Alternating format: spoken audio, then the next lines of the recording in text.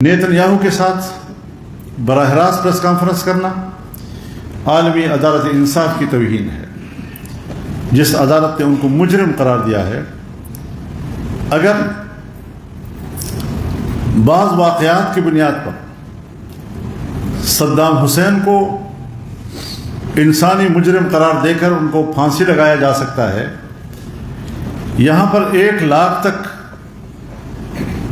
فلسطینی شہید ہوئے، جو بھوک سے شہید ہوئے، جو دوائی نہ ملنے کی وجہ سے بیماریوں سے شہید ہوئے، وہ لاکھ نہیں لاکھوں تک ہے۔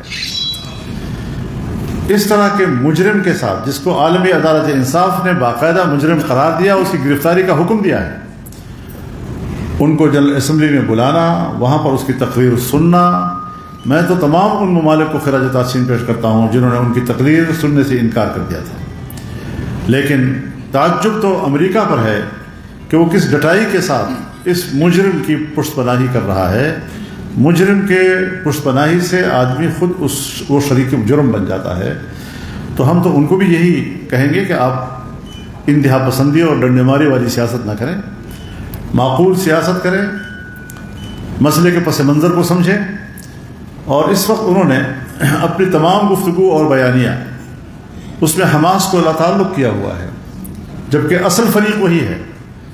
حماس کو اصل فریق تسلیم کیے بغیر کبھی بھی فلسطین کا مسئلہ آپ حل نہیں کر سکتے۔